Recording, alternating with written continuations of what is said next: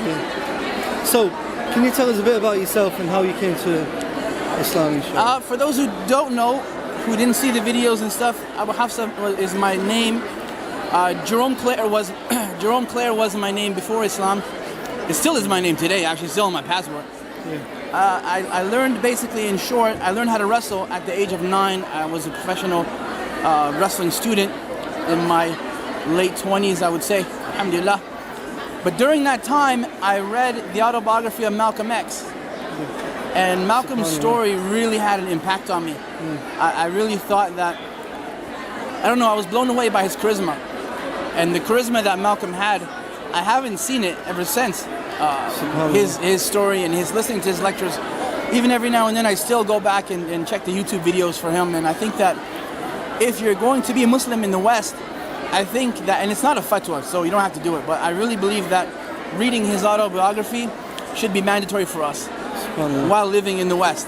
It's not, and don't quote me on it, and don't refute me or whatever. I'm not saying it as a fatwa, but again, alhamdulillah, I think that to understand the culture of here and to understand what people have to go through in order to find Islam would really soften our hearts towards the dawah. So reading his story, I believe that it should be mandatory for anyone who wants to give dawah in these countries. UK included, by the way. So where did you go from there? When I read his story, I learned very basically that the Muslims believe in one creator. One all-powerful creator who is the Lord of all that exists and who is the sustainer of all that exists. And I really was captivated by that message. I wasn't much of a Christian. I really wasn't, and I wasn't really searching for anything, which makes my story a little bit different than a lot of people's. I didn't have this spiritual void. At least I didn't think I did. Anyway, I had questions, of course. Why are we here? And is wrestling? Is that all I'm here for? Is to beat people up and make them tap out? I had questions like that, but I wasn't really spiritually empty. At least I didn't think I was. Anyway. And alhamdulillah, I really thought that the message of one creator was what I wanted, because I did believe in God. Not to say that I was an atheist. I wasn't. So you believed in that there's something. I always believed in something. I thought that anyone who doesn't believe in a creator was crazy. I really did. I really believed that. I just didn't know what he wanted from me at the time, and I figured that if he wants me for something, then I'm sure he'll show me what it is. And alhamdulillah, he did. Just that. When I was allowed to enter Islam, I went to a computer camp for blind people. I was a counselor there. I was working there. And I met a sister. And that sister ended up actually taking my shahada, alhamdulillah, in 1996. But the thing is, I went from 1992 until, when I read the Malcolm X autobiography, until 1996, and I couldn't find the Muslims. I didn't know where they were, and there was no internet and all that stuff back then. We had actual phones that had wires in them, right? How old are you, brother? I'm 27. Yeah, you're a little bit. 86. Okay, you're kind of there, a little bit, sort of. Like, no one had cell phones when I was a kid, except drug dealers and police officers. That's. You can laugh, you know that, right? Don't worry, I'm laughing, bro. These jokes don't get no better, so wait. So we didn't have the whole Guidance TV thing or IERA or anything like that. So it was really up to the Muslims to spread that word of mouth, and I really couldn't find them. And Allah didn't mean for me to find them. So alhamdulillah, I'm not upset about that, but it really does bring the cruciality of spreading this message and sharing it with people. Because Abu Hafsa is just one guy. You're just one guy. Yusuf Estes is just one guy. There may be thousands of Abu Hafsas and John Fontaines and Yusuf Estes running around America, Canada, and England. There may be thousands, and there probably are. But it's just up to us to properly present the message to them. And if they don't accept Islam, then that's fine too, because at least they will know that they're safe with us. As long as we've conveyed the message, we've done our job. We don't convince, we convey, and that's what's really, really important. I believe that's the most important thing, because many people who are doing dawah, they misunderstand what dawah actually is. They think it's just about arguing and debating with people. It's not. It's not. Just getting that message over. And whether we like it or not everyone will accept Islam. Exactly. Can you just explain to us the importance of dawah? Because not everyone's doing dawah. No, not everyone is, and I think that when it comes to if you think about it for a minute, right? Let's say, for example, to my brothers and sisters who are from the subcontinent of India. Yes. Or let's just say the Arab countries outside of the Arabian Peninsula. Yeah. Where would you be today if the companions of the Prophet ﷺ didn't come to you and convey the message? Subhanallah. I mean, let's say they just came and married the pretty girls and opened businesses and then, did their job, and then they said, well, I don't really care about these people. I'm going home one day. Subhanallah. And let's go to the subcontinent, brothers and sisters. What would happen if those people didn't come to the subcontinent? Where would you be today? Subhanallah. It's a big reminder, bro. And let's say, let's pretend you're from Mecca.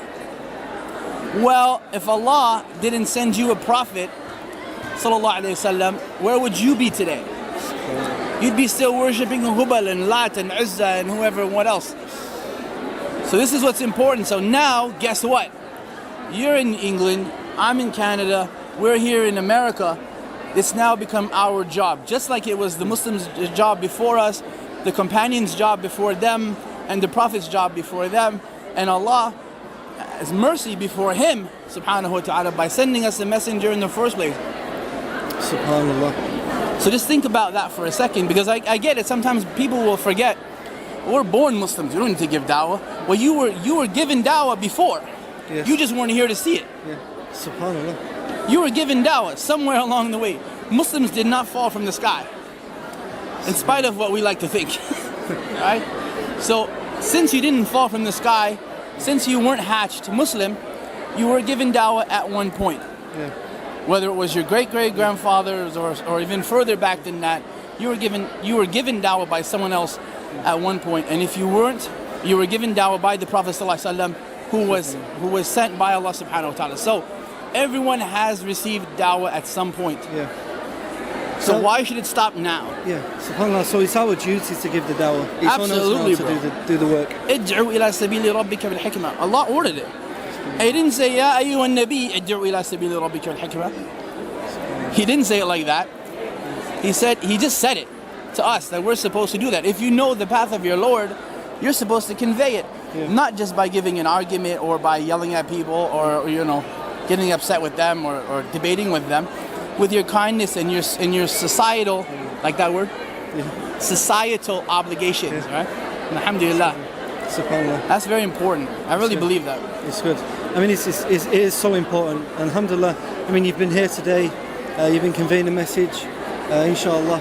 So, what are your plans for the future? Well, I wanted to just stick with this topic for a second. Okay. Because many people may wonder, what do I get out of it? Why should I do that? Well, the sister who took my shahada, now, she gets reward for every single thing I do now. Subhanallah. Like everything. Except for the bad stuff. I keep that one to myself. But what do you think would be the reward for giving shahada to someone like Yusuf Estes? Subhanallah. I mean, really? I mean, I remember a story of, Abdul Rahim Green.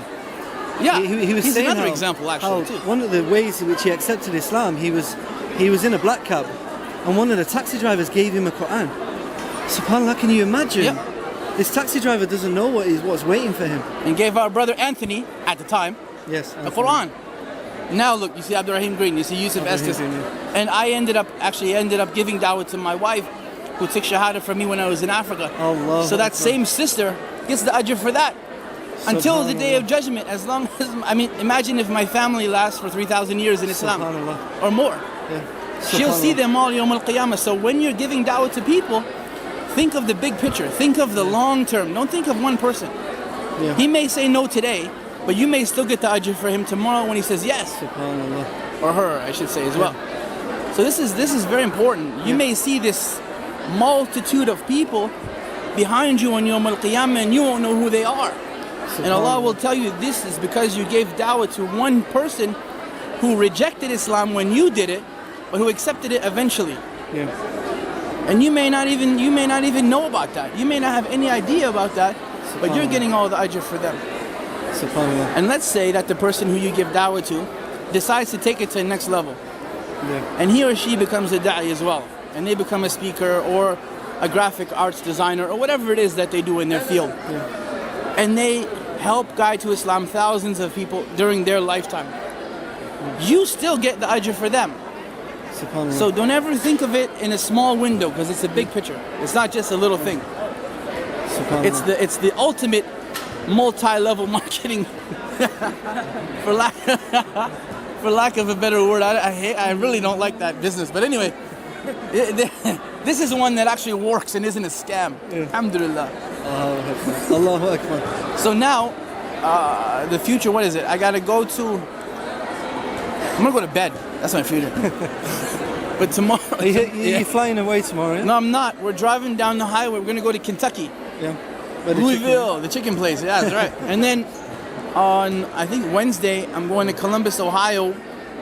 Inshallah. Inshallah. And then on Friday, inshallah, I'm going to Atlanta. Inshallah. And then on Sunday, I'm going home, I hope. Inshallah. And then Monday, You mentioned I'm you've going been to Africa. I was 4 times in Africa. Whereabouts in Africa was you? I was in Kenya. I love Kenya, absolutely. Allah bless them and guide them. And protect I'm them. actually going to Kenya on the 27th with Adnan Rashid. Oh man, Yeah. you guys should have told me. I would have went with you, brother. Yeah, you should come with us, bro. I can't now. We've got a few trips going. 27th, I'll be in Columbus, Ohio, and then I'll go to Atlanta. And then next month, I think it's Texas. I'm going to be in Texas. And I think Dubai next month as well. Inshallah. Inshallah. So, next time you're in Manchester, next time you're in England, I'll let you know. yeah, you're going to hook up?